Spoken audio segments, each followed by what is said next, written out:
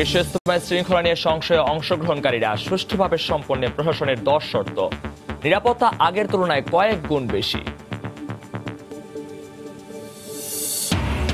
ঠাকুরগাঁওয়ে বিজিবির গুলিতে নিহতরা চোরাকারবারি নয়, স্বজনদের জোরালো প্রতিবাদ। দোষীদের বিরুদ্ধে কঠোর হওয়ার আশ্বাস স্থানীয় জনপ্রতিনিধির। অভিমান করে সংসদে না আসা জাতীয় ঐক্যফ্রন্টের রাজনৈতিক ভুল, বললেন প্রধানমন্ত্রী। যোগ দিয়ে দাবি দেওয়া তুলে ধরার আহ্বান।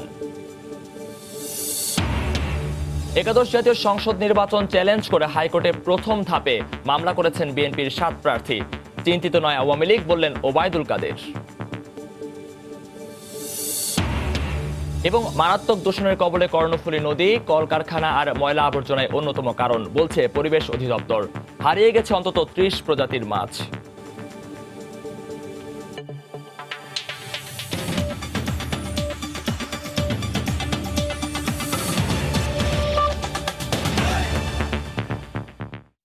দেখছিলেন শিরোনাম, বাংলার সময়ের সঙ্গে আছি আমি মহিউদ্দিন মধু। বিশ্ব ইজতেমার শৃঙ্খলা নিয়ে অংশগ্রহণকারীদের সংশয় কাটেনি। এবারই প্রথম তাবলিগ জামাতের দুপক্ষ দুদিন করে ইজতেমা পালন করবেন। মুরব্বীদের ইজতেমা পরিচালনায় প্রশাসনের 10টি শর্ত বেঁধে দিলেও দুপক্ষ সমানভাবে প্রস্তুতিতে অংশ নিচ্ছেন না। এক পক্ষের মাঠ ছাড়া অন্য পক্ষের প্রবেশের সময়ে বিশৃঙ্খলার আশঙ্কা করা হচ্ছে। তোহা খান তামিমের রিপোর্ট। গত কয়েক দশক ধরে টঙ্গীর তুরাগ তীরে একসঙ্গে ইজতেমার আয়োজন করে আসছেন তাবলিগ জামাতের মুরব্বীরা। তবে সেই ঐক্যে ধরেছে ফাটল, দানা বাঁধছে নানা সংশয়। প্রশাসনের বেঁধে দেয়া 10টি শর্তের মধ্যে দুপক্ষের একসাথে প্রস্তুতি নেওয়ার কথা বলা হলেও শুরু থেকেই মাঠে চোখে পড়েছে মাওলানা জোবায়েরের অনুসারীদের। এখনও মাঠে দেখা মেলেনি দিল্লি মার্কাজের মুরব্বী মাওলানা সাদের অনুসারীদের। 15 ফেব্রুয়ারি জোবায়েরপন্থীরা ইজতেমা শুরু করে 16 ফেব্রুয়ারি আখেরি মোনাজাত শেষে মাঠ ছাড়বেন। সাদপন্থীরা 17 ফেব্রুয়ারি ফজরের নামাজের পর মাঠে প্রবেশ করে দুদিন ইজতেমা কার্যক্রম পরিচালনা করবেন। শনিবারে 10টা থেকে 11টার মাঝখানে যে কোনো এক সময় দোয়া হয়ে যাবে। প্রশাসন আরেকটা দোয়া যেটা সেটা 18 তারিখে শেষ করে দিয়ে আমরা যেমন চলে গেছি ওনারা যাতে একভাবে চলে যায়। এবার প্রথম দুদিনে 10 লাখেরও বেশি মুসল্লির সমাগম ঘটবে। তাই প্রথম পক্ষ ইজতেমা পরিচালনা করে মাঠ ছাড়ার সময় বিশৃঙ্খলার আশঙ্কা করা হচ্ছে।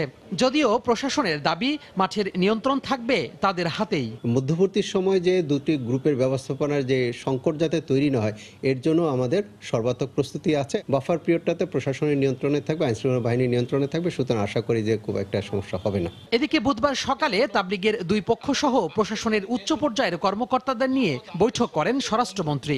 বৈঠকে শান্তি ও শৃঙ্খলা বজায় রাখতে বারবার অনুরোধ করা হয়। না জেনে শুনে কোনো কিছু আপলোড করবেন না, কোনো গুজব বিষয়ক বিষয় কোনো এমন কিছু আপলোড করবেন না যেটা দিয়ে উস্কানিমূলক বক্তব্য প্রচার করবেন না। এইটা আপনাদের সকলের প্রতি, উভয় পক্ষের সকলের প্রতি আমাদের এই স্বনির্বদ্ধ অনুরোধ থাকবে। গোলমাল গোলযোগ হয়েছে কিছুদিন আগে, সেটা রক্তক্ষয়ী জায়গায় পৌঁছাইছে বলেই আজকে সরকারের নিরাপত্তাটা জোরদার করার জন্য আমরা আগ্রহী। খারাপ দিকে বোঝা যায় এইরকম কোনো বক্তব্য কোনো পক্ষের দিকে মেহরবানি করে না দেওয়ার জন্য আমি সবিনয় বিনীত অনুরোধ রাখতে চাচ্ছি। আপনারা যেই ওয়াদা আপনারা করেছেন আপনারা সেইগুলো প্রতিপালন করবেন। বয়ানের মধ্যে কিংবা মাঠের মধ্যে কেউ কারো বিরুদ্ধে উস্কানিমূলক কথা বলবেন না। কেউ যদি ভুলক্রমে বলেও থাকেন তাহলে আমাদের সাদা পোশাকের কর্মীরা কিন্তু আপনাদের কাছে থাকবে। এবারের ইজতেমায় আগের যে কোনো বারের তুলনায় কয়েক গুণ বেশি নিরাপত্তা বাড়ানো হয়েছে বলে জানান প্রশাসনের কর্মকর্তারা। তোহা খান তামিম, সময় সংবাদ, গাজীপুর। ঠাকুরগাঁয়ে মেয়ের বিয়ের টাকা জোগাড় করতে গিয়ে প্রাণ হারান নিহত 3 জনের একজন। গরু চালান দেখিয়েও হয়নি শেষ রক্ষা। গরু জব্দকে কেন্দ্র করে বিজিবি ও গ্রামবাসীর সংঘর্ষে হতাহতের ঘটনায় এখনও মামলা হয়নি। ঘটনা তদন্তে 7 সদস্যের একটি কমিটি গঠন করেছে জেলা প্রশাসন। রতন সরকারের রিপোর্ট। আজই বিয়ে হবার কথা ছিল স্মৃতির। মেয়ের বিয়ের খরচের জন্য হালের গরু বেচতে হাটে গিয়েছিলেন কৃষক সাদিক, কিন্তু চোরাচালানের গরু সন্দেহে বিজিবি সদস্যরা গরুটি কেড়ে নেয়। তা ফেরত চেয়ে অনুনয় বিনয় করেন, বৈধ রসিদ দেখিয়েও ফেরত পাননি। গুলি করে তার প্রাণ নেয় বিজিবি সদস্যরা। বিয়ের আনন্দের বদলে তাই আজ শোকের মাতম অভাগী স্মৃতির উঠোনে। পারমিটটা দেখাচ্ছে ভাই এটা আমার গরু ভাই, আমার মেয়ের বিয়ে দিব, আমি গরুটা বিক্রি করতে যাচ্ছি ভাই, আমাকে গরুটা দিয়ে দেন, আমাকে গরু দুটা দিয়ে দেন। দিলেন এই বেটা সর না তো গুলি করে দেবো। না ভাই আমাকে গরু দুটা দিয়ে দেন।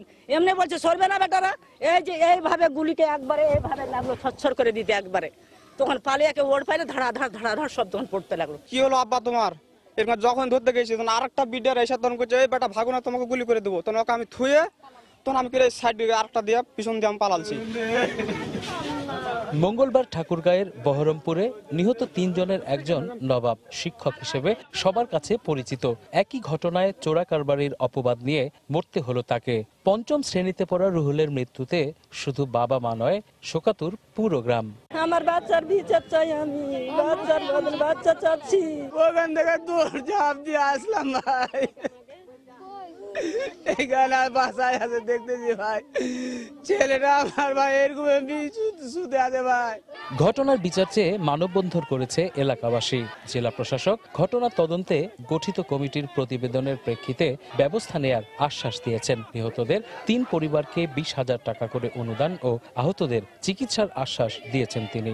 অতিরিক্ত জেলা ম্যাজিস্ট্রেটকে আহ্বায়ক করে পুলিশ সদস্য, বিজিবির সদস্য, আমাদের পাবলিক প্রসিকিউটর, উপজেলা নির্বাহী অফিসার সহ 7 সদস্য বিশিষ্ট আমরা একটা কমিটি গঠন করেছি এবং কমিটি আগামী 3 কার্য দিবসের ভিতরেই তাদেরকে রিপোর্ট দেওয়ার জন্য আমরা বলেছি। সীমান্তের প্রায় 10 কিলোমিটার দূরের গ্রামটিতে সাপ্তাহিক হাট ছিল মঙ্গলবার। চোরাচালানের গরু সন্দেহে বিজিবি হাট লাগোয়া হুকুম হাজির বাড়ি থেকে গরু নিয়ে যাওয়ার সময় তার পরিবারের সদস্যদের সঙ্গে সংঘর্ষ হয়। এ সময় বিজিবি গুলিবর্ষণ করলে হতাহতের এই ঘটনা ঘটে।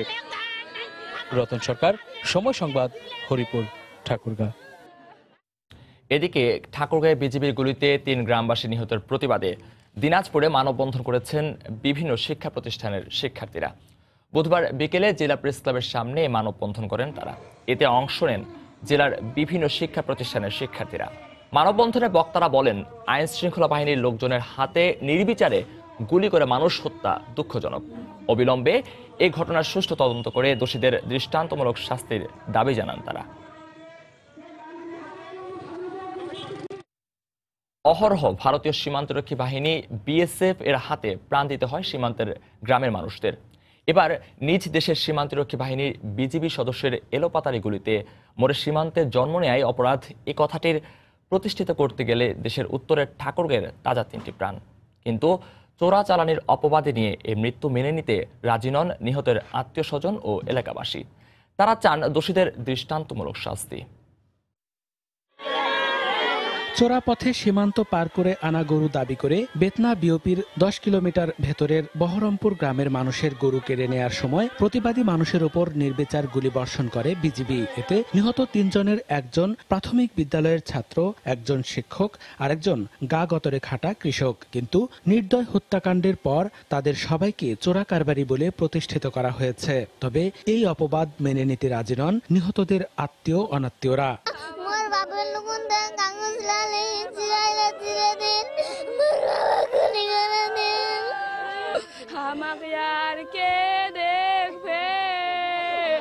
আমাদের ছোট বাচ্চাকে 12 বছরের বাচ্চাকে গুলি করে মারা হয়েছে। ছোট বাচ্চা কি এরা খেলাধুলা মনে করে সেখানে গেছিল, সে বাচ্চাটা পায়ে কেন গুলি মারছে? সে বাচ্চাটা কি অপরাধ করছিল? 10 কিলোমিটার দূরের গ্রামে চোরাচালানের গরু ধরতে এসে বিজিবি সদস্যরা প্রমাণ করেছেন গরুগুলো সীমান্ত অতিক্রম করে আসে তাদেরই ব্যর্থতায়। নিজেদের দায় নিরীহ গ্রামবাসীর ঘাড়ে চাপানোর এই চেষ্টা দুঃখজনক বলে মনে করেন সীমান্ত গ্রামের মানুষেরা। উনি গরু নিয়ে যাচ্ছিল বাজারে, বিজিবিরা আটকায়। উনি বলছে যে আমার বাড়ি গরু আমি মেয়ের জন্য বিক্রি করব। ওরা কেউ কথা মানে না মানে পারমিট ওরা হাতের থেকে নিয়ে কাগজ চিরে ফেলাছে। প্রথম একটা গুলি করার পরেই সাথে সাথে নালাটা ঘুরাই দিছে, ঘুরাই দিয়ে এইভাবে গুলি করছে 4 জন মিলে একসাথে। ঘটনার 2 দিন পরও দোষীদের বিরুদ্ধে ব্যবস্থা না নিয়ে উল্টো হতাহতদের চোরাকারবারি হিসেবে প্রমাণের চেষ্টা করছে বিজিবি। এ নিয়ে ক্যামেরার সামনে কথা না বললেও ফোনে এমন কথাই বলেন বিজিবি কর্মকর্তা। অবশ্য স্থানীয় সংসদ সদস্য কাউকে রাম রাজত্ব কায়েম করতে দেয়া হবে না উল্লেখ করে দোষীদের বিরুদ্ধে কঠোর ব্যবস্থা নেওয়ার আশ্বাসের বাণী শোনান। তারা অতি উৎসাহী হয়ে আজকে এই সাধারণ কৃষক এবং গ্রামবাসীর উপর অত্যাচার, ছাত্র এবং সবার উপর যে অত্যাচার এবং হামলা হয়েছে, আমি এই ঘটনার প্রতিবাদ করছি এবং আমিও কালকে মাননীয় প্রধানমন্ত্রীর সঙ্গে আলাপ করেছি এবং আমি আশ্বস্ত হয়েছি যে এটার ন্যায্য বিচার হবে। গত মঙ্গলবার চোরাচালানের গরু সন্দেহে বিজিবির হাট লাগোয়া হুকুম হাজির বাড়ি থেকে গরু নিয়ে যাওয়ার সময় তাদের পরিবারের সদস্যদের সাথে সংঘর্ষের এক পর্যায়ে বিজিবি গুলিবর্ষণ করলে হতাহতের ঘটনা ঘটে। সময় সংবাদ, ঠাকুরগাঁও। সংসদে এসে দাবি দাওয়া তুলে ধরতে জাতীয় ঐক্যফ্রন্টকে আহ্বান জানিয়েছেন প্রধানমন্ত্রী শেখ হাসিনা। গতকাল বিকেলে সংসদ অধিবেশনের প্রশ্নোত্তর পর্বে তিনি একথা বলেন। প্রধানমন্ত্রী বলেন, 10 বছরের উন্নয়নের সুফল মানুষ পেয়েছে বলেই নৌকায় ভোট দিয়েছে জনগণ। নির্বাচনে অংশগ্রহণ করে কম আসন পেয়ে অভিমান করে সংসদে আসছে না ঐক্যফ্রন্ট। এটা রাজনৈতিক ভুল সিদ্ধান্ত বলেও উল্লেখ করেন তিনি। প্রশ্নোত্তর পর্বে প্রধানমন্ত্রী জানান, আধুনিক যুগোপযোগী শিক্ষার জন্য প্রতিটি জেলায় আইসিটি পার্ক নির্মাণ করা হবে। অল্প সিট পেয়েছে সেই অভিমান করে তারা পার্লামেন্টে আসছেন না, আমার মনে হয় এটা রাজনৈতিক একটা ভুল সিদ্ধান্ত তারা নিয়েছেন। কারণ জনগণ, ভোটার মালিক জনগণ, জনগণ যাকে খুশি তাকে ভোট দেবে এবং সেভাবেই তারা দিয়েছে। কাজে যদি তারা পার্লামেন্টে আসে তাহলে তাদের যদি কোনো কথা থাকে তারা কিন্তু বলার একটা সুযোগ পাবে। আর এই সুযোগটা শুধু পার্লামেন্টের মধ্যেই সীমাবদ্ধ থাকবে না। এখন যেহেতু মিডিয়াতে সম্পূর্ণভাবে সরাসরি যায় এবং সংসদ টিভিও আছে, তার মাধ্যমে সারা দেশবাসীও তারা জানতে পারবে। এই সুযোগটা তারা কেন হারাচ্ছেন আমি জানি না। তবে আমার আহ্বান এটাই থাকবে যে যারাই নির্বাচিত সদস্য তারা সবাই পার্লামেন্টে আসবেন, বসবেন এবং যার যার কথা তারা বলবেন, এটাই আমি আশা করি। কাজে আমি সেই আহ্বান জানাচ্ছি। অধিকার আদায়ে জনগণকে আন্দোলনে নামার তাগিদ দিয়েছে জাতীয় ঐক্যফ্রন্ট। জোটের স্টিয়ারিং কমিটির বৈঠক শেষে ব্রিফিংয়ে জিএসডি সভাপতি আসম আব্দুর রব বলেন, যাদের অধিকার হরণ করা হয়েছে তাদেরকে মাঠে নামতে হবে। গতকাল বিকেলে রাজধানীর মতিঝিলে ডক্টর কামাল হোসেনের চেম্বারে বৈঠকে বসে জাতীয় ঐক্যফ্রন্টের স্টিয়ারিং কমিটি। এতে যোগ দেন ডক্টর কামাল হোসেন সহ অন্য শীর্ষ নেতারা। আগামী 24 ফেব্রুয়ারি জাতীয় ঐক্যফ্রন্ট ঘোষিত গণশুনানি কর্মসূচি নিয়ে আলোচনা হয় বলে বৈঠক শেষে ব্রিফিংয়ে জানান জিএসডি সভাপতি আসম আব্দুর রব।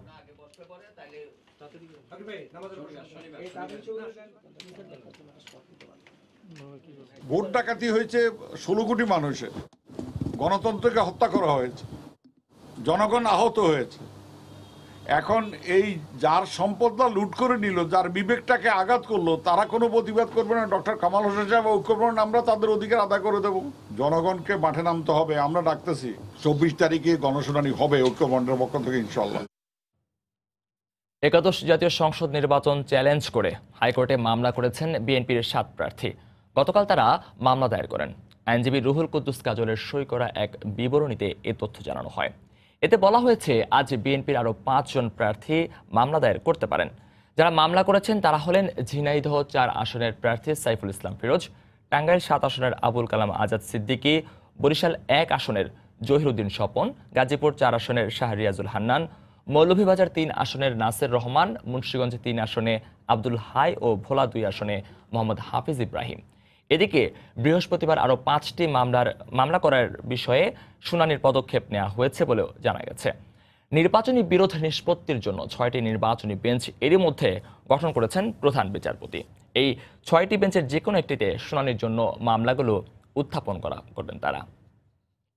ভোট নিয়ে ঐক্যফ্রন্টের আদালতে যাওয়ার বিষয়ে আওয়ামী লীগ চিন্তিত নয় বলে মন্তব্য করেছেন দলটির সাধারণ সম্পাদক এবং সড়ক পরিবহন ও সেতুমন্ত্রী ওবায়দুল কাদের। গতকাল রাজধানীর কাউলায় এলিভেটেড এক্সপ্রেসওয়ে গার্ডার বসানোর কাজ পরিদর্শন শেষে তিনি আরও বলেন, আন্দোলন ও নির্বাচনের ব্যর্থতা ঢাকতে ঐক্যফ্রন্ট অবান্তর অভিযোগ করছে। ঐক্যফ্রন্ট বিশেষ সুবিধা পেয়েছে, তারা 2 বার প্রধানমন্ত্রীর সাথে সংলাপ করেছে, মাত্র 1 বার সংলাপ বসার আমন্ত্রণ পেয়েছে। আন্দোলন নির্বাচনে শোচনীয় ব্যর্থতাকে ঢাকার জন্য এইসব অবান্তর অভিযোগ তোলেন, সেটা কিন্তু দেশে বিদেশে হাস্যকর বিষয়ে পরিণত। বিচার বিভাগ তদন্ত করলে করবে, এ নিয়ে আমাদের কোনো বাদ নেই, চিন্তাও নেই। বাংলার সময় আরো থাকছে, টাঙ্গাইলে অনুমতি ছাড়াই বন এলাকার ভেতরে ইট ভাটা করেছে প্রভাবশালীরা। বিষাক্ত কালো ধোঁয়ার প্রভাব ফসলি জমিতে। মারাত্মক দূষণের কবলে পড়েছে চট্টগ্রামের কর্ণফুলী নদী। নদীর দুপাড়ে গড়ে ওঠা 3 শতাধিক কলকারখানা আর মহানগরীর ময়লা আবর্জনা দূষণের অন্যতম কারণ এমন তথ্য উঠে এসেছে পরিবেশ অধিদপ্তরের প্রতিবেদনে। নদী গবেষকরা বলছেন, দূষণের কারণে হুমকির মুখে জীববৈচিত্র্য, হারিয়ে গেছে অন্তত প্রায় ৩০ প্রজাতির মাছ। আশরাফুল আলম মামুনের ক্যামেরায় শফিকুল আলমের প্রতিবেদন। 200-300 আরও উপর আসিল, এগুলো আস্তে আস্তে আস্তে আস্তে সব ওইখানে বড়াইতে বড়াইতে এখানে চলে যাচ্ছে।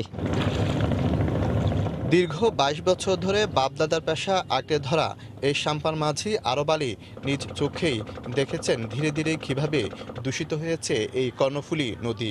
কালো হয়ে পড়েছে নদীর পানি। এখন দেখছেন দূষণের কবলে পড়ে কর্ণফুলী নদীর মরণ দশা। গরু মারা আছে, ছাগল মারা আছে, মুরগি ফার্মের মুরগি টুরগি এগুলো পচা টচা সব কিছু এগুলো নদীতে পালাতেছে। এই জায়গাটায় কোনো ডাস্টবিন নেই, তাহলে আমরা খেয়ে কি করব? নদীতে ফেলে দিচ্ছি। তো এই দূষণগুলো কিন্তু মানুষ সৃষ্ট। নগরীর ৬০ লাখ মানুষের পয়ঃবর্জ্য ও গৃহস্থালির ১৫ থেকে ২০ কোটি লিটার দূষিত পানি পড়ছে কর্ণফুলীতে। এছাড়া নদীর পাড়ের শৌচাগারের মলমূত্র ও মরা জীবজন্তু এবং পলিথিন এসে মিশছে নদীতে। নদী গবেষকের মতে দূষণের কারণে হারিয়ে গেছে অন্তত ২০ থেকে ২৫ প্রজাতির মাছ। এই সংকটাপন্নতাই আমাদের প্রমাণ করে দেয় যে আমরা কর্ণফুলীর প্রতি কতটুক নির্লিপ্ত, কতটুক উদাসীন। এই কর্ণফুলীর সংকটই হালদার সংকট। হালদায় এখন মা মাছের মরক ধরেছে, মা মাছ মরে যায়, কাঙ্ক্ষিত ডিম আমরা পাচ্ছি না। দুই পাশে যে শিল্পের চর্চাগুলো হচ্ছে দূষণের জন্য, এই দূষণকে কোনোভাবে আমরা নিয়ন্ত্রণ করছি না। পরিবেশ অধিদপ্তর বলছে উভয় পারে গড়ে ওঠা অন্তত ৩ শতাধিক কলকারখানার তরল বর্জ্য পড়ছে নদীতে। চিহ্নিত করে ৩ কোটি টাকা জরিমানা করার পাশাপাশি বন্ধ করে দেয়া হয়েছে বেশ কিছু কারখানা। তরল বর্জ্য উৎপাদনকারী প্রতিষ্ঠানগুলোকে জিরো ডিসচার্জের আওতায় আনা, যেগুলো ক্লাস্টার আছে শিল্প প্রতিষ্ঠান, সেন্ট্রাল ইটিভির মাধ্যমে 100% ট্রিটমেন্ট হয়। এবং ওয়াসার যে তরল বর্জ্য পরিশোধনাগার, সেন্ট্রালি তারা যেন কিছু তরল বর্জ্য পরিশোধনাগার তৈরি করে এবং তরল বর্জ্যটা সরাসরি ইয়েতে না যায়। পরিবেশ অধিদপ্তরকে সাথে নিয়ে দূষণ রোধে কাজ করছে বলে জানালেন জেলা প্রশাসক। অবৈধ স্থাপনা উচ্ছেদের পরে যাতে নদী আবার নতুন করে দূষিত না হয় এবং কেউ যাতে আবার দখল করে না নিতে পারে সে ব্যাপারে আমরা সোচ্চার আছি। চট্টগ্রাম ওয়াসার পয়ঃবর্জ্য শোধনাগার না থাকা ও চট্টগ্রাম সিটি কর্পোরেশনের বর্জ্য ব্যবস্থাপনা পরিবেশসম্মতভাবে না হওয়াকেই দূষণের জন্য দায়ী করছে পরিবেশ অধিদপ্তর। শফিকুল আলম, সময় সংবাদ, চট্টগ্রাম। 11.5 কোটি টাকা ব্যয়ে বরিশালের মাছকাটা নদীতে ক্রস ড্যাম নির্মাণ করতে যাচ্ছে পানি উন্নয়ন বোর্ড। এদিকে নৌপথ বন্ধ এবং ক্রস ড্যাম না করার জন্য পানি উন্নয়ন বোর্ডকে চিঠি দিয়েছে BIWTA। আর এ ব্যাপারে ছাড়পত্র না ছাড়ার সুপারিশ করে কেন্দ্রে চিঠি পাঠিয়েছে বিভাগীয় পরিবেশ অধিদপ্তর। এতে পরিবেশ বিপর্যয় হবে বলে দাবি নদী খাল বাঁচাও আন্দোলন কমিটির। এ অবস্থায় আন্তঃমন্ত্রণালয়ের বৈঠক করে সিদ্ধান্ত নেওয়া হবে বলে জানিয়েছেন পানি সম্পদ প্রতিমন্ত্রী। আমিনুল ইসলামের তোলা ছবিতে আরও জানাচ্ছেন ফেরদাউস সোহাগ। বরিশালের মেহেন্দিগঞ্জ উপজেলায় মাছকাটা নদীর অবস্থান। নদীর এক পাড়ে মেহেন্দিগঞ্জ উপজেলা আর অপর প্রান্তে আলিমাবাদ ও জাঙ্গালি ইউনিয়ন। নদীর লঞ্চঘাট প্রান্তে জেগে উঠেছে বিশাল চর। স্থানীয় একটি মহল ইতোমধ্যে সেখানে অবৈধভাবে তৈরি করেছে সড়ক। আর উপজেলা সদরের সাথে ওই দুটি ইউনিয়নের মধ্যে সড়ক যোগাযোগ স্থাপনের জন্য নদীতে বাঁধ দিয়ে সড়ক নির্মাণের পরিকল্পনা নিয়েছে পানি উন্নয়ন বোর্ড। ইতিমধ্যে এটার ডিজাইন এস্টিমেট এগুলো করা হয়েছে, তবে আমাদের এখানে পরিবেশগত ছাড়পত্রে একটা বাধ্যবাধকতা রয়েছে এবং সেই ছাড়পত্রটা প্রক্রিয়াধীন রয়েছে। পরিবেশের ছাড়পত্র পাওয়ার পরেই আমরা এই ক্রস ড্যাম নির্মাণের কাজটা শুরু করতে পারবো। এদিকে নৌপথ বন্ধ এবং ক্রস ড্যাম না করার জন্য পানি উন্নয়ন বোর্ডকে ইতিমধ্যে চিঠি দিয়েছে BIWTA। উক্ত নৌপথ দিয়ে যাত্রীবাহী লঞ্চ ও অনেক পণ্যবাহী নৌযান চলাচল করে, আর এই বাঁধ যাতে না দিতে পারে BIWTA পানি উন্নয়ন বোর্ডকে চিঠি দিয়েছে। নদী রক্ষার্থে আমরা সর্বাত্মক চেষ্টা চালিয়ে যাব। অন্যদিকে ছাড়পত্র না দেওয়ার সুপারিশ করে কেন্দ্রে চিঠি পাঠিয়েছে বিভাগীয় পরিবেশ অধিদপ্তর। পানি উন্নয়ন বোর্ডকে পরিবেশগত প্রভাব সমীক্ষার রিপোর্ট দাখিল করতে বলা হয়েছে। এই রিপোর্ট দাখিল করার পরে বোঝা যাবে যে পরিবেশের উপরে এই ক্রস ড্যাম কি প্রভাব ফেলবে। ক্রস ড্যাম হলে পরিবেশ বিপর্যয় ঘটবে বলে মনে করছে নদীখাল বাঁচাও আন্দোলনের এই নেতা। মৎস্য সম্পদ হারিয়ে যাবে, সেখানকার মানুষের যোগাযোগ ব্যবস্থা, সেখানকার অন্তরায় তৈরি করবে, নদী শুকিয়ে যাবে, কোনো নদী ভেঙে যাবে এবং এর প্রেক্ষিতে একটি এলাকাগত একটা ব্যাপক বিপর্যয় পরিবেশগত বিপর্যয় ঘটবে। এই অবস্থায় পানি সম্পদ প্রতিমন্ত্রী জানান আন্তঃমন্ত্রণালয়ের বৈঠক করে সিদ্ধান্ত নেওয়া হবে। আন্তঃমন্ত্রণালয় একটা বৈঠক করে একটা সিদ্ধান্ত উপনীত হতে, যাতে করে দেশ এবং দেশের মঙ্গলের কথা চিন্তা করে এবং মেহেন্দিগঞ্জ এলাকাবাসীর কথা চিন্তা করে আমরা একটা সঠিক সিদ্ধান্তে উপনীত হতে পারবো। মাছকাটা নদীর দৈর্ঘ্য 4.5 কিলোমিটার আর প্রস্থ 1620 মিটার। দেশের বিভিন্ন স্থানে নদী রক্ষায় কাজ করছে সরকার। মৃতপ্রায় এবং নাব্য সংকটে ভোগা নদীগুলো পুনরুদ্ধারের চেষ্টা চলছে, ব্যতিক্রমে এই মাছকাটা নদীতেই। ঠিক এই পয়েন্টে ক্রস ড্যাম নির্মাণ করে রাস্তা নির্মাণের পরিকল্পনা নিয়েছে পানি উন্নয়ন বোর্ড। আর এটি বাস্তবায়িত হলে এলাকার পরিবেশ এবং অর্থনীতিতে নেতিবাচক প্রভাব পড়তে পারে বলে মনে করছেন বিশেষজ্ঞরা।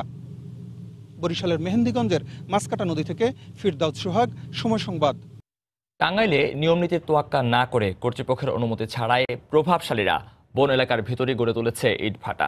ফলে একদিকে যেমন ইটভাটার বিষাক্ত কালো ধোঁয়ায় আশেপাশের কৃষকদের ফসলি জমিতে প্রভাব পড়েছে, অন্যদিকে বনের শাল গজারি গাছগুলো ব্যাপকভাবে হুমকির মুখে রয়েছে। তবে বেশিরভাগ ভাটায় হাইকোর্টের রিট আদেশ থাকায় পরিবেশ অধিদপ্তর কোনো ব্যবস্থা নিতে পারছে না। তবে অবৈধ ইটভাটার বিরুদ্ধে প্রয়োজনীয় আশ্বাস দিয়েছেন টাঙ্গাইল জেলা প্রশাসন। কাদের তালুকদারের তথ্য ও রাশেদ খানের ছবি নিয়ে রিপোর্ট। পরিবেশ ও বন মন্ত্রণালয়ের পরিপত্র অনুযায়ী ফসলি জমি, ঘনবসতি এলাকা এবং বন এলাকার 3 কিলোমিটারের মধ্যে ইটভাটা নির্মাণ নিষেধ থাকলেও তা মানছে না প্রভাবশালী ইটভাটার মালিকরা। সখীপুর উপজেলার বহেরাতৈল এলাকায় বনের ভেতরেই বনের জায়গা দখল করে ইটভাটা নির্মাণ করে বনের গাছপালা পুড়িয়ে ইট প্রস্তুত করছে তারা। একদিকে কৃষি জমি ও আশপাশের পরিবেশ দূষিত হচ্ছে, অন্যদিকে শাল গজারির বন চরমভাবে হুমকির মুখে পড়ছে। ইটভাটা মালিকরা প্রভাবশালী হওয়ায় সাধারণ মানুষ কিছুই বলতে সাহস পায় না। গাছপালা ফলমূল কম আসে, ইটভাটার কালি যে আমাদের বাড়িঘর সমস্যা হইতেছে। বলাহানের অসুখ বিসুখ আছে, কারণ গাছে ফল ধরে না। ঘর বাড়ি মনে করুন যে সমানে যে কালি উপরে এই যে সত্য যে নাল মাটি গুনা সমানে উইরাইয়া যে পরে অসুখ বিসুখ এগুলা বিশাল সমস্যা হইতেছে, চলাফেরার সমস্যা। পরিবেশ অধিদপ্তর বলছে বনের ভেতরে ইট ভাটা নির্মাণের সত্যতা রয়েছে, তবে ভাটাগুলোতে হাইকোর্টের রিট আদেশ থাকায় কোনো ব্যবস্থা নেওয়া যাচ্ছে না। তবে ছাড়পত্রবিহীন ভাটায় মোবাইল কোর্ট পরিচালনা করা হচ্ছে। কিছু ইট ভাটা আছে যেগুলির বিরুদ্ধে আমরা এই মুহূর্তেই কোনো ব্যবস্থা নিতে পারবো না। আদালত থেকে সাময়িক একটা রায় নিয়ে ওনারা পরিচালনা করছেন। আমরা সেই রায়গুলি ভ্যাকেট করার জন্য ইতিমধ্যেই হচ্ছে যে দফারি জবাব দিয়েছি। সেগুলি আদালত থেকে নিষ্পত্তি হওয়ার পরে ওগুলির বিরুদ্ধেও আইনগত ব্যবস্থা গৃহীত হবে। অবশ্য জেলা প্রশাসক এ ব্যাপারে প্রয়োজনীয় ব্যবস্থা নেওয়ার আশ্বাস দেন। মামলাগুলি দ্রুত নিষ্পত্তির জন্য আমরা পদক্ষেপ গ্রহণ করেছি, যাতে মামলাগুলি নিষ্পত্তি হয়ে গেলে আমাদের পক্ষে আসলে আমরা যেন উচ্ছেদ করতে পারি। আর তথ্য পাওয়া মাত্রই আমরা মোবাইল কোর্ট পরিচালনা করি এবং ইউনিদেরকে নির্দেশনা দেওয়া হয়েছে যে সিজনাল সময়ে যেন নতুন কোনো ইটভাটা তৈরি না হয়। টাঙ্গাইল জেলায় মোট ভাটার সংখ্যা 284টি, এর মধ্যে বৈধ ভাটার সংখ্যা 119টি। সময় সংবাদ, টাঙ্গাইল। বুড়িগঙ্গা দখলমুক্ত করতে চলমান অভিযানে গতকাল 124টি অবৈধ স্থাপনা উচ্ছেদ করেছে বিআইডব্লিউটিএ। এর মধ্যে দুদকের আইনজীবী মোশাররফ হোসেন কাজলের একটি 3তলা ভবনও ভেঙে দেওয়া হয়। শিগগিরই সমন্বিতভাবে আরও বড় পরিসরে অন্যান্য নদীও দখলমুক্ত করা হবে বলে জানান নৌপরিবহন সচিব।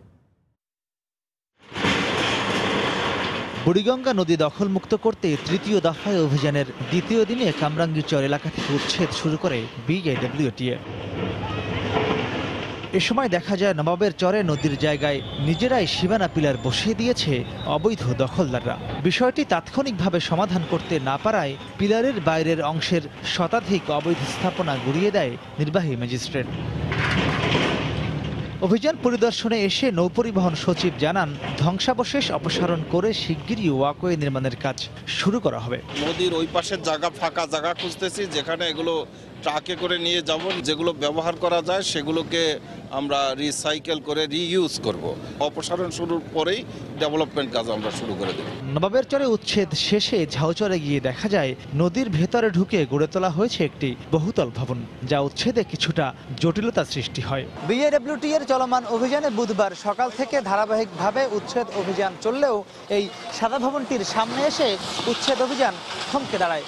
তবে শেষ পর্যন্ত হাইকোর্টের নির্দেশনা মেনে এই ভবনটি উচ্ছেদ করে বিআইডব্লিউটিএ, যার মালিক ছিলেন একজন প্রভাবশালী আইনজীবী। এখন বলতেছে রাজুকের প্ল্যান দেখেন, সিটি কর্পোরেশন অবৈধ স্থাপনা হইলো কেমন? আমার তো জায়গা তো বৈধ, বিআইডব্লিউটির পারমিশন, এগুলো তো থাকা হয়, বসা হয়, এগুলো কি করবো? 1961 সালের কেনা দলিল, 4টা পর্চা আছে।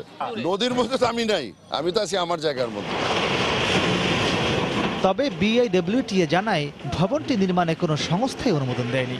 ভবনের সামনে ট্যাম্পারিং করা ছিল পিলারটা, কারণ এটা নতুন করে মাটি ভরাট করে এটা করা। রাজুকের কোনো প্ল্যান আছে কিনা, পাশাপাশি বিআইডব্লিউটি এর কোনো অনাপত্তি আছে কিনা, কোনোটাই তার কাছে পাওয়া যায়নি। পরবর্তীতে আমাদের চেয়ারম্যান মহোদয় রাজুকের চেয়ারম্যান মহোদয়ের সাথে কথা বলেছেন এবং নিশ্চিত হয়েছেন যে এটি একটি অবৈধভাবে নির্মিত ভবন। 3 দফা অভিযানে আবাসিক ভবন, কারখানা সহ এ পর্যন্ত প্রায় 1,500 স্থাপনা গুড়িয়ে দিয়েছে বিআইডব্লিউটিএ। মাহমুদ রাকিব, সময় সংবাদ, ঢাকা। শিক্ষিত জাতি গঠনে মানসম্পন্ন শিক্ষকের বিকল্প নিয়ে উল্লেখ করে ঢাকা 2 আসনের সংসদ সদস্য অ্যাডভোকেট কামরুল ইসলাম বলেছেন, শুধু মেধাবী হলেই হবে না, আন্তরিকতা নিয়ে শ্রেণীকক্ষের শিক্ষকদের পাঠদান করতে হবে। গতকাল কেরানীগঞ্জের তারাকান্দা মডেল স্কুলের বার্ষিক পুরস্কার বিতরণী অনুষ্ঠানে যোগ দিয়ে কথা বলেন তিনি। কামরুল ইসলাম বলেন, শিক্ষার সার্বিক মানোন্নয়নে প্রযুক্তির ব্যবহার দরকার, তবে এর খারাপ দিকগুলো থেকে শিক্ষার্থীদের দূরে রাখতে হবে, শিক্ষক ও অভিভাবকদের সচেতন থাকতে হবে। ভবিষ্যতে উন্নত সমৃদ্ধ বাংলাদেশ গড়তে তরুণ প্রজন্মকেই সবচেয়ে বেশি ভূমিকা রাখতে হবে বলেও মন্তব্য করেন তিনি। অনুষ্ঠানের কৃতি শিক্ষার্থীদের হাতে সম্মাননা স্মারক তুলে দেন স্থানীয় এই সাংসদ। A+ পেয়েছে এবং তাহলে তাদের নৃত্য এবং সাভারের জাহাঙ্গীরনগর বিশ্ববিদ্যালয়ে আধিপত্য বিস্তারকে কেন্দ্র করে ছাত্রলীগের 2 গ্রুপের সংঘর্ষে প্রক্টর সহ অন্তত 10 জন আহত হয়েছেন। গতকাল বিশ্ববিদ্যালয়ের বটতলা এলাকায় এই ঘটনা ঘটে। পুলিশ জানায়, আধিপত্য বিস্তারকে কেন্দ্র করে বিশ্ববিদ্যালয়ের শাখা ছাত্রলীগের বর্তমান সাধারণ সম্পাদক আবু সুফিয়ান চঞ্চলের সাথে জড়িয়ে পড়ে। এতে বিশ্ববিদ্যালয়ের প্রক্টর ফিরোজুল হাসান সহ উভয় পক্ষের অন্তত 10 জন আহত হন। পরে ঘটনাস্থলে এসে পুলিশ পরিস্থিতি নিয়ন্ত্রণে আনে। আহতদের বিশ্ববিদ্যালয় চিকিৎসা সেন্টারে প্রাথমিক চিকিৎসা দেওয়া হয়। বাংলার সময় আরো থাকছে, গাইড ও নোট বই পড়ানোর অভিযোগ সাতক্ষীরার স্কুলগুলোতে শ্রেণীকক্ষে সঠিকভাবে পাঠদানের তাগিদ শিক্ষাবিদদের, ব্যবস্থা নেওয়ার আশ্বাস জেলা প্রশাসকের। হিলিতে অস্ত্র গুলির সহ এক যুবককে আটক করেছে র্যাব। রাতে হিলি সীমান্তের ধরন্দা এলাকা থেকে তাকে আটক করা হয়। র্যাব 5-এর অধিনায়ক মোহাম্মদ আজমল হোসেন জানান, ভারত থেকে অস্ত্র নিয়ে এক যুবক বাংলাদেশে প্রবেশ করছে এমন সংবাদের ভিত্তিতে সেখানে অভিযান পরিচালনা করে তাদের একটি দল। এ সময় জামাল নামের এক যুবককে আটক করা হয়। পরে তার কাছ থেকে একটি বিদেশি পিস্তল, একটি ম্যাগাজিন ও 5 রাউন্ড গুলি উদ্ধার করে র্যাব। অস্ত্রসহ জামালকে হাকিমপুর থানায় পুলিশের হাতে তুলে দেওয়া হয়।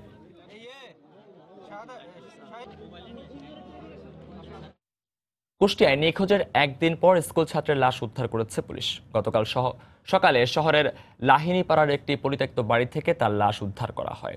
পুলিশ জানায়, মঙ্গলবার বিকেলে বাড়ি থেকে বের হয়ে আর ফেরেনি 10ম শ্রেণীর ছাত্র রতন আলী। পরে বিভিন্ন স্থানে খোঁজাখুঁজি করে স্বজনরা। গতকাল সকালে কালী নদীর পাশে একটি পরিত্যক্ত বাড়িতে তার লাশ পড়ে থাকতে দেখে পুলিশে খবর দেয় স্থানীয়রা। খবর পেয়ে পুলিশ ঘটনাস্থল থেকে লাশ উদ্ধার করে। পরে উদ্ধারকৃত লাশ নিখোঁজ রতন আলী বলে নিশ্চিত করেন তার স্বজনরা। পুলিশের ধারণা তাকে শ্বাসরোধ করে হত্যা করা হয়েছে। হত্যার সঙ্গে জড়িতদের শনাক্তে তদন্ত নেমেছে পুলিশ। কালকে আমাদের সন্ধ্যার বাড়িতে আমরা নিখোঁজ খোঁজাখুঁজি করার পরে সকালে 3টায় মাইকিং করেছি, পাইনি। খুবই শান্তশিষ্ট ছেলে, তার লাশ পাওয়া গেছে। এলাকাবাসীর পক্ষ থেকে আমরা তার সুস্থ বিচার চাই। রতন নামে একটা ছেলের লাশ একটা পরিত্যক্ত বিল্ডিংয়ের ভিতরে মৃত অবস্থায় পাওয়া যায়। গায়ে আঘাতের চিহ্ন আছে। আমরা এই ব্যাপারে তদন্ত করে দেখছি, ইনশাল্লাহ এটা উদ্ঘাটিত হবে। কুমিল্লায় হত্যা মামলায় 5 জনের যাবজ্জীবন কারাদণ্ড দিয়েছেন আদালত। গতকাল সকালে জেলা অতিরিক্ত দায়রা জজ আদালতের বিচারক নাহার বেগম শিউলি এই রায় দেন। মামলার বিবরণে জানা যায়, 2002 সালের 7 অক্টোবর চৌদ্দগ্রামে জমি সংক্রান্ত বিরোধের জেরে হাবিবুর রহমান মাস্টারকে কুপিয়ে হত্যা করে প্রতিপক্ষের লোকজন। এই ঘটনায় 8 জনের বিরুদ্ধে চৌদ্দগ্রাম থানায় একটি মামলা করেন নিহতের ছেলে। পরে 20 জনের সাক্ষ্য গ্রহণ ও যুক্তিতর্ক শেষে গতকাল 5 জনকে যাবজ্জীবন কারাদণ্ড দেন আদালত। সাজাপ্রাপ্তদের মধ্যে 3 জনই পলাতক রয়েছে। এছাড়া মামলার অন্য 3 আসামির মৃত্যু হওয়ায় তাদের মামলা থেকে অব্যাহতি দেওয়া হয়েছে। সরকারি নির্দেশনা উপেক্ষা করে অনুমোদনবিহীন বিভিন্ন প্রকাশনের গাইড ও নোট বই পড়ানোর অভিযোগ উঠেছে সাতক্ষীরার স্কুলগুলোতে। শিক্ষাবিদদের মতে, শ্রেণীকক্ষে সঠিকভাবে পাঠদান করা হলে নোট ও গাইড বইয়ের প্রয়োজন হতো না। কেউ জড়িত থাকলে ব্যবস্থা নেওয়া হবে বলে আশ্বাস দিয়েছেন জেলা প্রশাসক।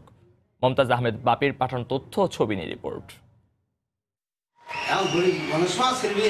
সাতক্ষীরার স্কুলগুলোতে বিভিন্ন প্রকাশনের গাইড ও নোট বই কিনতে বাধ্য করা হচ্ছে বলে অভিযোগ করেছে শিক্ষার্থী ও অভিভাবকরা। বিশেষ সুবিধা দিয়ে শিক্ষকদের ম্যানেজ করে শিক্ষার্থীদের কাছে এসব বই বিক্রি করছেন ব্যবসায়ীরা। তবে অভিযোগ অস্বীকার করেন শিক্ষকরা। ক্লাসে বসছিলাম তো একটা কোম্পানির লোক সারা ক্লাসে যাচ্ছিল, আমাদের ক্লাসে গিয়ে এটা দিয়েছে। স্কুল থেকে স্যারেরা বলছিল যে টেস্ট পেপার কিনতে, এখন আমাদের যেটা ভালো লাগছে সেটা আমরা কিনছি। গাইড কোম্পানি স্কুলের মাস্টারদের শরণাপন্ন হয়ে এই গাইডগুলো খেলানোর জন্য তাদেরকে বাধ্য করছে। বছরের শুরুতে প্রচুর পরিমাণে কোম্পানি প্রত্যেক স্কুলে যায়, আমাদের স্কুলেও আসে, অফিসে দিয়ে যায়, অফিসেই থাকে। সরকার থেকে নিষিদ্ধ, এটা আমরা কোনো স্কুলে কোনো ক্লাসে ব্যবহার করিনি।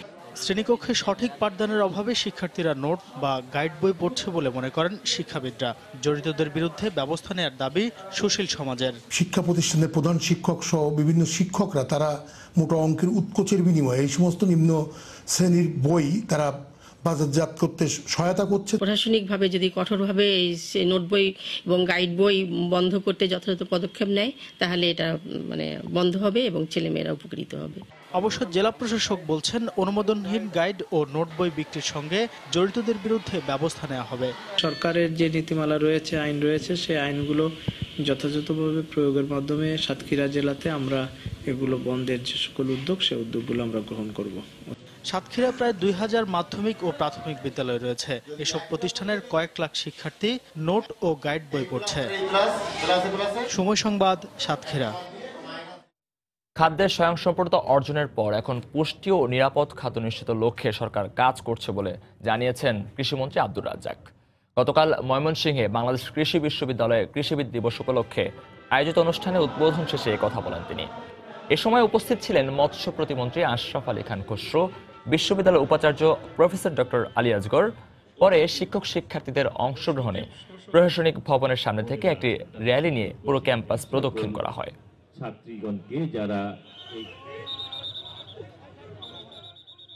বাংলাদেশের অর্থনীতিতে কৃষির গুরুত্ব অপরিসীম, এটা অতীতেও ছিল, আগামী দিনেও থাকবে। এবং বর্তমান সরকার কৃষির উন্নয়নের জন্য একটি চ্যালেঞ্জ সামনে নিয়েছে, সেটি হলো আমরা মানুষের প্রয়োজনীয় খাবার দিতে পেরেছি। এখন আমাদের সামনে চ্যালেঞ্জ হলো পুষ্টি জাতীয় খাবার এবং নিরাপদ খাবার।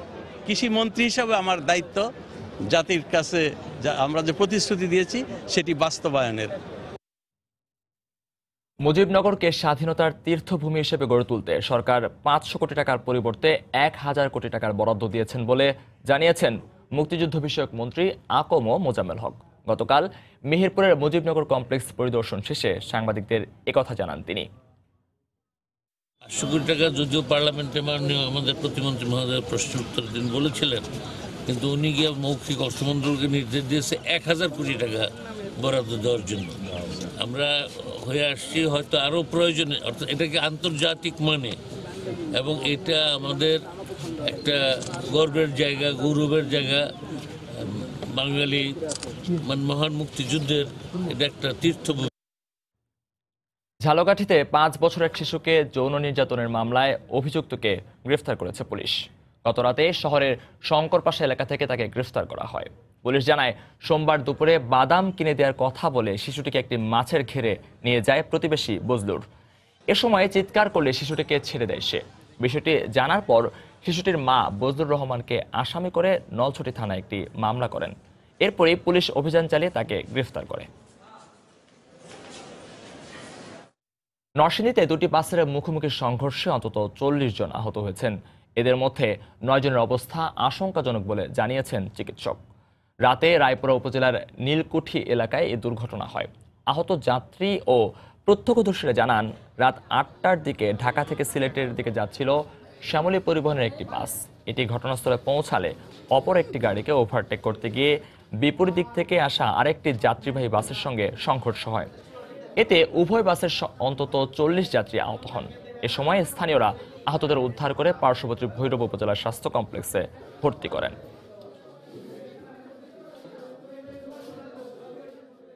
আমি 2 সিট ভাঙে আমি সামনে গেছি, আমরা মাত্র 3 জন মোটামুটি একটু ভালো আছি, আর সবারই খুব করুণ অবস্থা। আমি ইন্দিল কভারে ছিলাম, ওখান থেকে আমি সামনে পড়ে গেছি। নীলকুঠি বাজার গেছে, আমরা সামনে আসলাম সবাই, আরেকটা গাড়ির সামনে দাই সাইডে কামারছে। প্রথমে 3 জন রোগী ঢাকায় রেফার করি, ওদের অবস্থা বেশি সংকটাপন্ন ছিল, আশঙ্কাজনক ছিল। এবং পরবর্তী পর্যায়ে আমরা বাকি সবার ট্রিটমেন্ট এখানে শুরু করি এবং এর মাঝখান থেকে 5 থেকে 6 জন আরও তাদের ফ্র্যাকচার বিভিন্ন জায়গায়, তাদেরকেও আমরা ডিসিশন নিয়েছি যে ঢাকায় তাদেরকে উন্নত চিকিৎসার জন্য পাঠানোর জন্য। কিশোরগঞ্জে আয়োজিত আখতারুজ্জামান হত্যা মামলায় একজনকে মৃত্যুদণ্ডাদেশ এবং 2 জনকে যাবজ্জীবন কারাদণ্ডাদেশ দিয়েছেন আদালত। গতকাল জেলা ও দায়রা জজ দ্বিতীয় আদালতের বিচারক মোহাম্মদ আব্দুর রহিম এ আদেশ দেন। মামলার বিবরণী থেকে জানা যায় 2012 সালের 27 জুলাই মান্দারকান্দি এলাকার আখতারুজ্জামানের সাথে পারিবারিক কলহের জের ধরে শ্বশুরবাড়ির লোকদের সাথে বাকবিতণ্ডা হয়। এক পর্যায়ে হ্যাপির ভাই কুপিয়ে জখম করে আখতারুজ্জামানকে, পরে চিকিৎসাধীন অবস্থায় তার মৃত্যু হয়। এই ঘটনায় নিহতের ভাই বাদী হয়ে পাকুন্দিয়া থানায় 4 জনকে আসামি করে একটি হত্যা মামলা করেন। যুক্তিতর্ক উপস্থাপন ও শুনানি শেষ হওয়ায় মামলার রায় ঘোষণা করেন বিচারক। রায়ে মোয়াজ্জেম হোসেনকে মৃত্যুদণ্ডাদেশ এবং তার 2 ভাই মোবারক ও আরমানকে যাবজ্জীবন কারাদণ্ড দেওয়া হয়। অপর আসামি মারা যাওয়ায় মামলা থেকে অব্যাহতি দেওয়া হয়। রাজবাড়ী জেলা কারাগারে মিলন মোল্লা নামে এক হাজতির মৃত্যু হয়েছে। এই ঘটনার তদন্তে একটি কমিটি গঠন করেছে জেলা প্রশাসন। হাসপাতালে চিকিৎসাধীন অবস্থায় তার মৃত্যু হয়। কারা কর্তৃপক্ষ জানায়, গলায় রশি নিয়ে আত্মহত্যার চেষ্টা করেন স্ত্রী হত্যার অভিযুক্ত মিলন মোল্লা। আশঙ্কাজনক অবস্থায় তাকে উদ্ধার করে সদর হাসপাতালে নেওয়া হলে চিকিৎসাধীন অবস্থায় তার মৃত্যু হয়। এই ঘটনায় অতিরিক্ত জেলা প্রশাসককে প্রধান করে একটি কমিটি গঠন করেছে জেলা প্রশাসন। কমিটিকে 48 ঘন্টার মধ্যে প্রতিবেদন দেওয়ার নির্দেশ দেওয়া হয়। 2017 সালের ডিসেম্বরে স্ত্রী হত্যার অভিযোগে তার বিরুদ্ধে গোয়ালন্দঘাট থানায় একটি মামলা হয়। 2018 সালের সেপ্টেম্বরে গ্রেফতারের পর তাকে জেল হাজতে পাঠান আদালত। পিরোজপুরে ইঁদুর মারার ফাঁদে বিদ্যুৎ স্পৃষ্ট হয়ে এক কলেজ ছাত্রের মৃত্যু হয়েছে। এ সময় আরও 2 জন আহত হয়েছেন। এলাকাবাসী জানান, গত রাতে সদরের পূর্ব জুজুখোলা গ্রামের একটি গ্রামে শীতকালীন পাখি শিকারে যায় 4 বন্ধু। এ সময় স্থানীয় দুলাল হালদারের জমিতে ইঁদুর মারার ফাঁদের সংস্পর্শে এলে বিদ্যুৎ স্পৃষ্ট হয় ইমন, মজিবর ও আলামিন। এদের মধ্যে ঘটনাস্থলে ইমনের মৃত্যু হয়। গুরুতর আহত অবস্থায় বাকি 2 জনকে উদ্ধার করে সদর হাসপাতালে ভর্তি করা হয়। ঘটনার পরেই দুলাল পালিয়ে গেলেও তার চাচা মুকুন্দ হালদারকে আটক করে পুলিশ। মাদারীপুরে নদীতে গোসল করতে গিয়ে পানিতে ডুবে এক কিশোরের মৃত্যু হয়েছে। গতকাল শহরে পুরানবাজার এলাকায় আড়িয়ালখা নদীতে এই ঘটনা ঘটে। স্বজনরা জানান, কয়েকদিন আগে ওই এলাকায় মা ও ভাইয়ের সঙ্গে নানা বাড়িতে বেড়াতে যান ওই কিশোর। গতকাল দুপুরে ভাইয়ের সঙ্গে নদীতে গোসল করতে যায় বাবু। গোসল শেষে বড় ভাই তীরে উঠলেও বাবু ওঠেনি। পরে খোঁজাখুঁজি করে ট্রলারঘাট এলাকা থেকে বাবুকে ভাসমান অবস্থায় উদ্ধার করে সদর হাসপাতালে নিয়ে যায়। এ সময় কর্তব্যরত চিকিৎসক তাকে মৃত ঘোষণা করেন। বাংলার সময়ের শীর্ষ সংবাদ জানিয়ে দিচ্ছি আরেকবার। বিশ্ব ইজতেমায় শৃঙ্খলা নিয়ে সংশয়ে অংশগ্রহণকারীরা সুষ্ঠুভাবে সম্পন্নে প্রশাসনের 10 শর্ত। নিরাপত্তায় আগের তুলনায় কয়েক গুণ বেশি। ঠাকুরগাঁয়ে বিজিবির গুলিতে নিহতরা চোরা কারবারি নয়, স্বজনদের জোরালো প্রতিবাদ। দোষীদের বিরুদ্ধে কঠোর হওয়ার আশ্বাস স্থানীয় জনপ্রতিনিধির। অভিমান করে সংসদে না আসা জাতীয় ঐক্যফ্রন্টের রাজনৈতিক ভুল বললেন প্রধানমন্ত্রী। যোগ দিয়ে দাবি দেওয়া তুলে ধরার আহ্বান।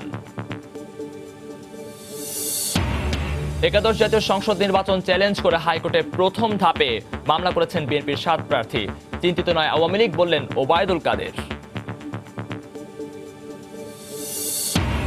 এবং মারাত্মক দূষণের কবলে কর্ণফুলী নদী, কলকারখানা আর ময়লা আবর্জনায় অন্যতম কারণ বলছে পরিবেশ অধিদপ্তর। হারিয়ে গেছে অন্তত 30 প্রজাতির মাছ। এই ছিল বাংলার সময়। যে কোনো খবর পেতে ভিজিট করুন সময়নিউজ.tv। আপনার মোবাইলে সময় সংবাদ দেখতে ও সব খবর পেতে ডাউনলোড করুন সময়। সঙ্গে থাকুন সময়।